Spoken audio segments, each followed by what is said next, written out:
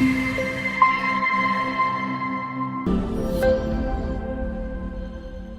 evening everyone. Welcome to Abhiram IAS Academy. I'm Pavani. I'm here to discuss about the daily chronicles. Okay. So today let's start our class with the first important article, that is regarding the disease leprosy. Okay. This article has been given in Hindu paper in the Science and Technology column, which is very important for us in prelims as well as GS3. Okay. So now let us go into the details of leprosy. So leprosy is also known as Hansen's disease. Leprosy is also known as Hansen's disease. Okay, so to provide the awareness about the leprosy among public, we started to celebrate World's Leprosy Day. So when do we celebrate World's Leprosy Day? Every year on the end of January, we celebrate World's Leprosy Day on last Sunday of January every year. So this year in 2025, we have celebrated the World's Leprosy Day on 30th January 2025 with the theme Beat Leprosy. Beat Leprosy. So with this theme, we have celebrated the World's Leprosy Day. So now let us study about the details of the disease in detail. Okay. Now let us study the details of the disease leprosy. So coming to the details, we have the disease leprosy is caused by a bacteria which is called as Mycobacterium leprae. So what is the organism which causes leprosy? It is bacteria popularly known as Mycobacterium leprae. So which areas of the body are affected? They are primarily the skin, the peripheral nerves, which includes the sensory nerves, motor nerves and the automatic nerves, and also mucosal surface of upper respiratory system as well as eyes. So the three common areas or parts of the body which are affected by the Mycobacterium leprae are the skin, the peripheral nerves and the mucosal surfaces of the upper respiratory system as well as the eyes. So these are the affected areas in the human body caused by the bacteria. Next, which age group suffers with the leprosy? So from the childhood, early childhood to old age, the bacteria is capable of causing the disease leprosy. So no age group is an exemption. Every age group can be suffered with the leprosy. Okay, so the mode of transmission, it is very important point you have to remember, especially in prelims point of view. So these things are very important for prelims point of view. So what is the mode of transmission? So the mode of transmission of the bacteria is droplets. So it is either from the nose or the mouth. Okay. For example, if we take the COVID virus, it is transmitting through the air. Influenza virus, it will transmit through air. But whereas the leprosy bacteria is passing or transmitting from one person to another person through the droplets from the nose or the mouth. Okay, so whenever the affected person is in directly contact with the other persons, so whenever the normal person is coming in contact with the droplets of mouth or nose of the sick person, then the bacteria is getting transmitted. So in that way, leprosy disease is being transmitted. Okay, so now we have seen the mode of transmission. So now let us see about the treatment. So whether there is any treatment, whether the disease is curable, yes, the disease is curable. But whenever we are detecting it in a early phase, we can cure it. So there is treatment protocol also available. So what is the treatment protocol? We have 3-drug regime. So it is nothing but the dapsone, the rifampicin and the clofazimine. So these three drug regimen is an effective way of treatment of the leprosy. Okay, so we have to remember the medicine names also. So that will help us to clear the prelims point of view a bit better. Okay, so next, classifications or types of leprosy. In the classification of the leprosy, we have two important types of leprosy. So, number one is the paucibacillary and number two is the multibacillary. So, the first one, paucibacillary, is a smear negative case. What is smear negative case? Whenever the bacterial load is small or less, then it is called as smear negative case. So, it is not that harmful. Okay. So, what is smear negative? It is not that harmful. Okay. Whereas the multibacillary is smear positive. What it means? It means it is harmful. So, in these two types of cases, which one is harmful? The multibacillary. Which is less harmful? The paucibacillary. So, you have to remember this fact for our prelims as well as for our mains. So, these details are very important for us to write the mains as well as to clear prelims. Okay. So, now let us see the status of leprosy in the world. Okay. So, the leprosy is a neglected tropical disease which occurs in more than 120 countries with 2 lakh new cases every year. Okay, so leprosy is seen in more than 120 countries. So you have to remember this point. Every year there are about more than 2 lakh of new leprosy cases being recorded globally. Okay, in the world there are almost around 2 lakh new cases every year.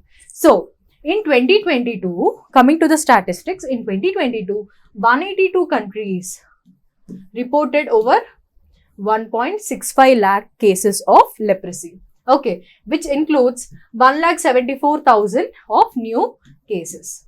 So, this statistic will again give weight to this argument. Okay, so in 2022, 182 countries have been reported around 1.65 lakh cases of leprosy. Next, according to World Health Organization, most countries with high rate of new leprosy cases are in Africa, Southeast Asian region.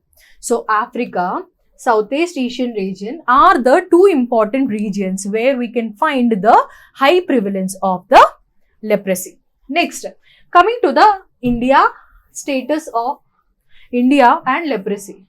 Now, coming to the status of leprosy in India.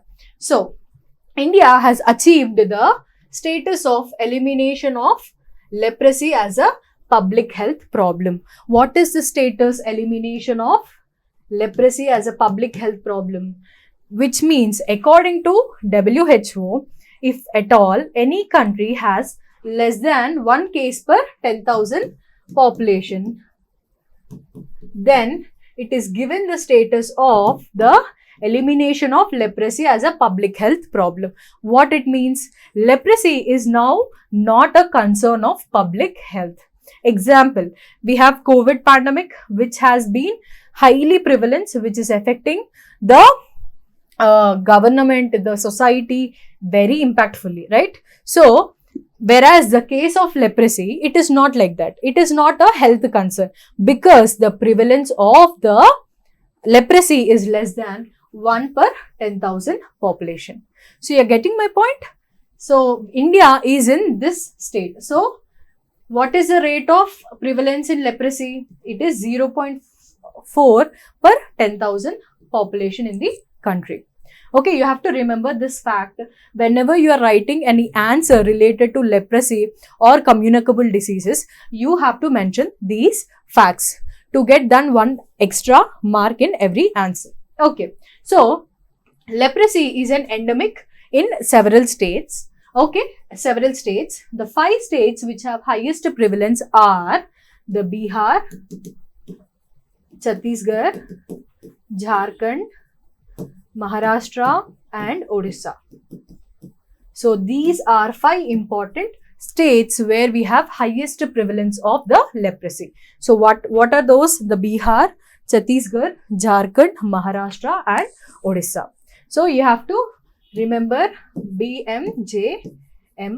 So these are 5 important states where we have the highest prevalence of leprosy. Right. Next.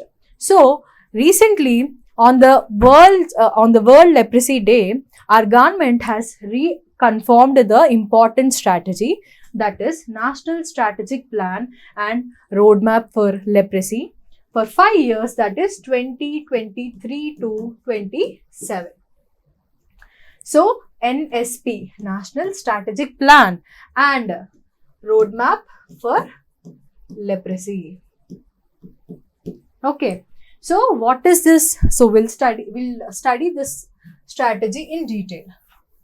So the NSP, what is NSP? It is nothing but to achieve zero transmission of leprosy by 2027. So zero transmission of leprosy by 2027. So in India, we have around 0.4% of transmission rate, right? So by 27, so 2 years from now, by end of the 27, we have to achieve zero transmission. So from one person to another person, there should not be any transmission of leprosy bacteria. Okay. So it is part of the SDG 3.3. So what is SDG 3.3? What are sustainable development goals? So there are 17 sustainable development goals. Okay, so every nation has to achieve 17 targets and the sub-targets. Okay, what are sustainable development goals? There are 17 targets of sustainable development goals which every nation has to achieve them by 2030. So by 2030, every nation should achieve that. Okay, so we have the SDG 3, which is good health and well-being. So in good health and well-being, we have sub-target of SDG 3.3, which is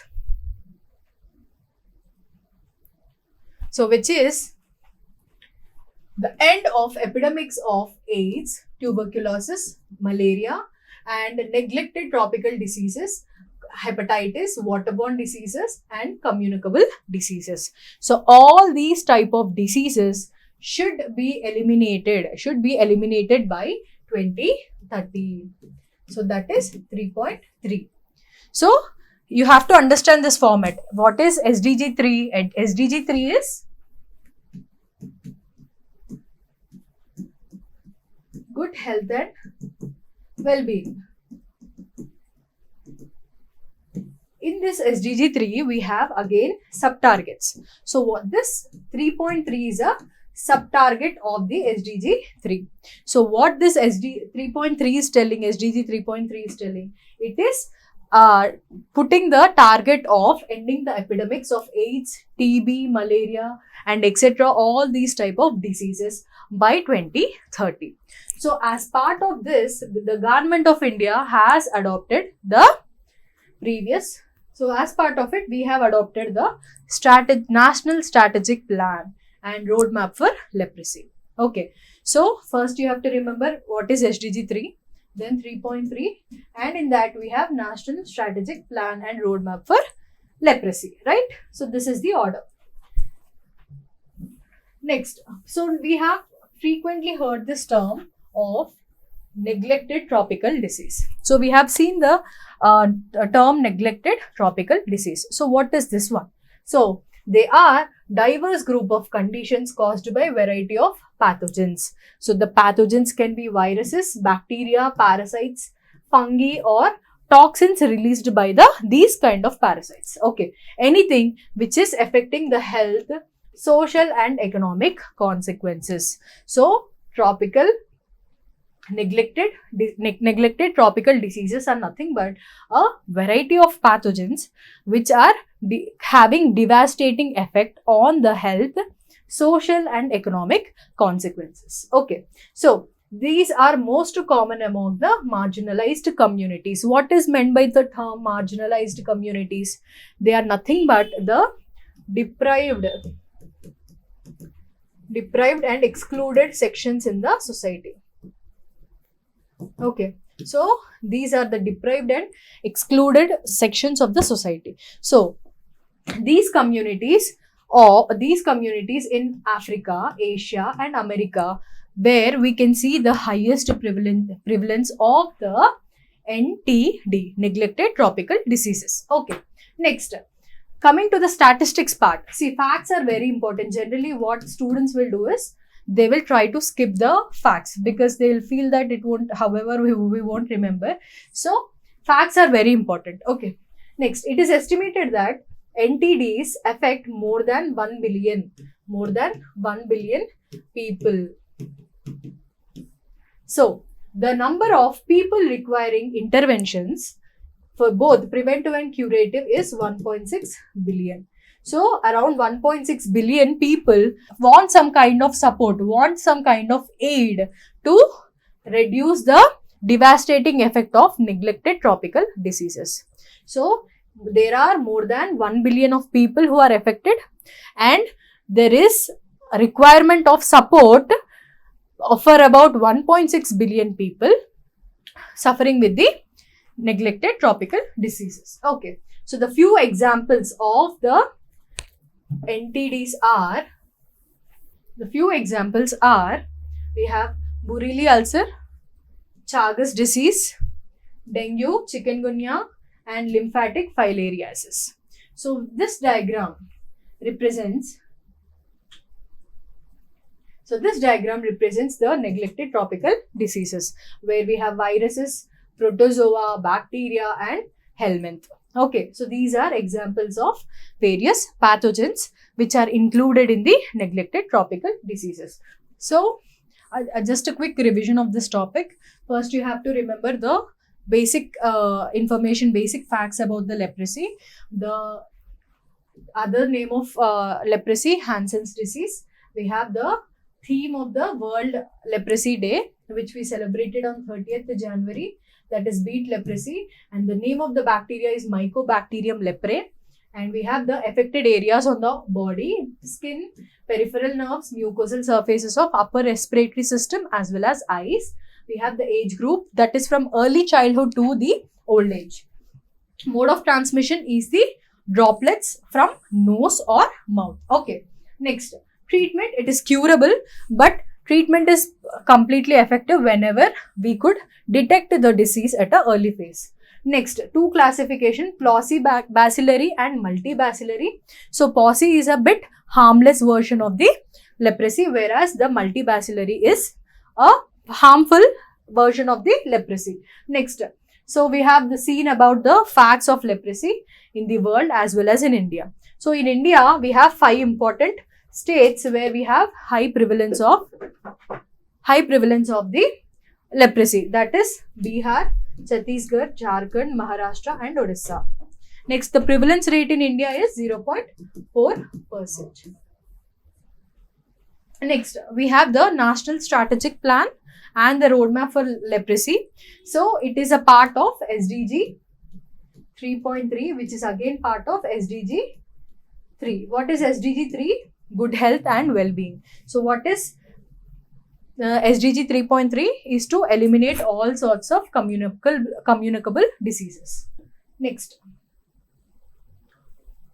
and we have seen about the definition of neglected tropical diseases. So neglected tropical diseases are group of conditions which are caused by the pathogens. Okay, we have different types of pathogens like protozoa, helminth, virus, bacteria, which all come under the neglected tropical diseases. Next, we'll come to the next important topic of today's Hindi newspaper, that is Swayam Portal. So, Swayam Portal, this program Swayam is initiated by Government of India, designed to achieve the 3 principles of access, equality and quality in the education sector. So, what are the 3 pillars? We have the access, equity and quality. So, what is Swayam? Swayam is nothing but the portal which provides access of education courses from class 9 to PG level.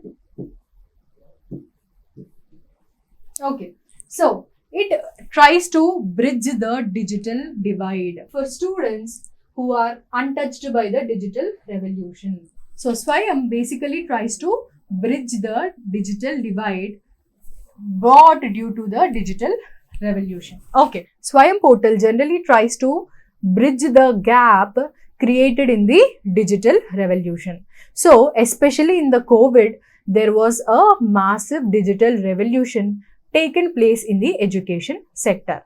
Okay, since it is a unplanned, unorganized digital revolution, there happened a major bridge between the rich and the poor, the digitally literate and digitally illiterate people, the urban and the rural people. So, to bridge this digital divide in the education sector, the Swayam portal plays a very important role. So, it provides all the courses from class 9 to the PG level through massive open online course platform, MOOC, massive open online course platform. Okay, so it is launched in 2017 by Ministry of Education. Okay, so what are the important things you have to remember? It is based on the 3 pillars: access, equity and quality, and it is through the MOOC, massive open online course platform. So from which class to which class the online courses are available? From 9th to PG level. Okay. Next, the 4 main quadrants of the Swayam portal are, so how the online example, if we take any course in any institute, how it will be there? There will be classes, there will be exams, and there will be doubt discussions, etc. Right? In the same way, the 4 quadrants of Swayam portal also includes the 4 important aspects for a greater or higher experience of learning. What are they? Number 1 is the video lectures. So the content is provided through the video lectures. And number 2 is the reading material which can be downloaded or printed. So without material, can we do revision? No. So for this purpose, we have been given a proper prepared reading material. Next, self-assessment test. To verify the quality of learning, we have been provided with the self-assessment test. And next, we have online discussion forum for clearing of doubts, where the students and the faculty are included in the doubt clearing sessions. Okay, in this way, the 4 quadrants of the Swayam portal makes the learner experience enhanced, thereby providing the higher quality of knowledge or content. Okay, so in this way, the Swayam portal is doing a great job in bridging the difference of the digital divide.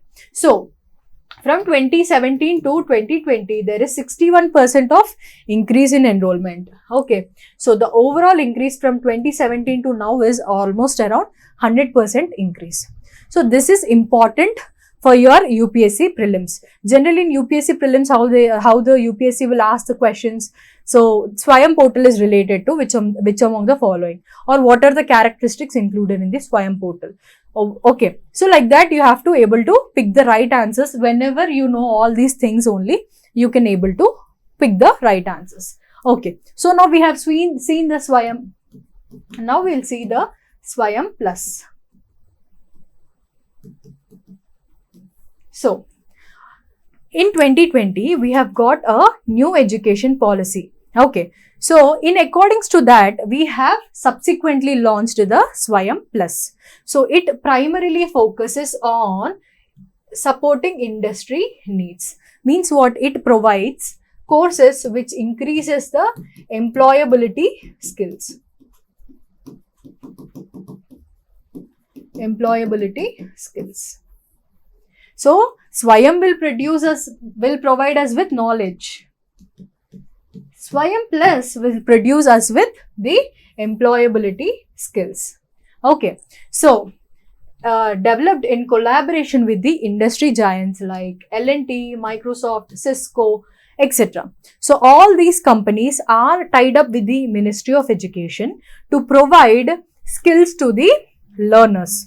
Okay, so that is the main crux of the Swayam Plus portal. Next, so important feature is that it is multilingual in nature. So the content is multilingual. AI enabled guidance is also provided in the Swayam Plus. Credit recognition and pathways to employment. So the four important characteristics of Swayam Plus portal is that it is having multilingual content, AI enabled guidance, credit recognition and pathways to employment. It also focuses on tier 2, tier 3 cities as well as in the rural areas. So every part is being focused in the Swayam Plus, where there is scope for employment skills. Okay, so Swayam is primarily about the knowledge, whereas Swayam Plus is based on the employment skills, increasing the or enhancing the employment skills. We have another important news regarding the NVS 02 Hindu newspaper today. Now we'll come to another important topic, NVS 2. So what is NVS 2 satellite? NVS 2 satellite is the second in the NVS series, which is equipped with the payloads of L1, L5, S and ranging C band payloads. So these are the payloads which are carried by the NVS 2 satellite. So what is the news about the NVS 2 satellite? On Wednesday, that is last week Wednesday, on 29th January, ISRO successfully launched the NVS 2 through the rocket GSLV F-15. So this satellite is carried by the rocket GSLV F-15. Okay, from where it was launched? It was launched from Sriharikota. Why this is special? Because it is the 100th mission of ISRO. ISRO's 100th mission. Okay, so NVS 2 satellite is special because it is the 100th ISRO's satellite. Okay, so it was launched by the rocket GSLV F-15. Okay, NVS 2 is the second satellite in India's next generation NAVIC. What is NAVIC? It is navigation with Indian constellation.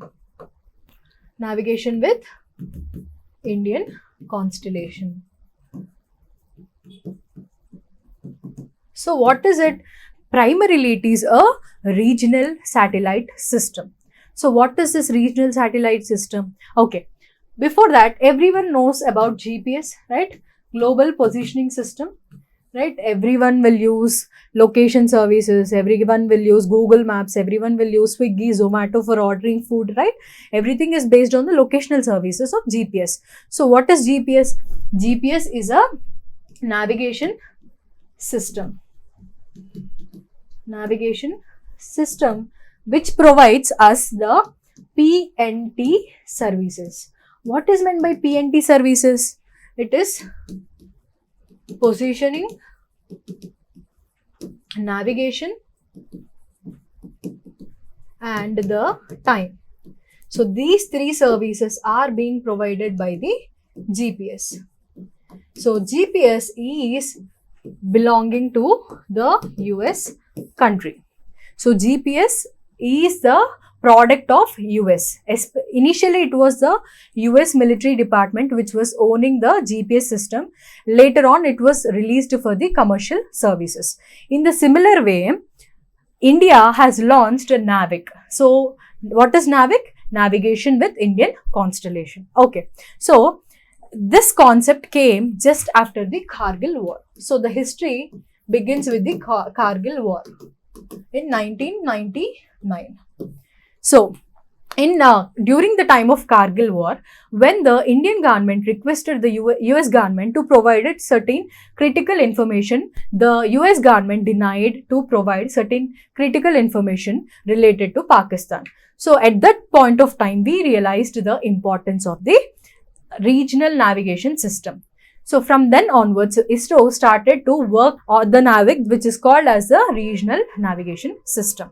Okay, so consequently, we have started the we have launched some 7-8 satellites, and then after a long time we have started the second series, where we have launched 2 satellites till now. So the first one was launched on 29 May 2023 by the rocket GSLV F12 in Mach Mk2 configuration.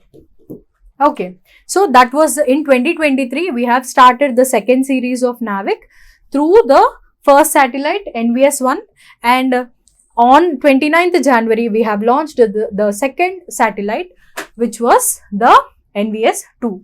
But unfortunately, the satellite has not been able to deploy at the desired orbit. So that is the latest news. This is the Indian Regional Navigation System. Now our regional navigation system is able to provide the PNT services of the Indian region as well as the 1500 kilometers over the boundaries. Okay. So these are some important topics in the today's newspaper. So that's it for today. So we'll continue the class tomorrow in the day again Daily Chronicles module. Please subscribe to Abhiram IAS Academy. Thank you.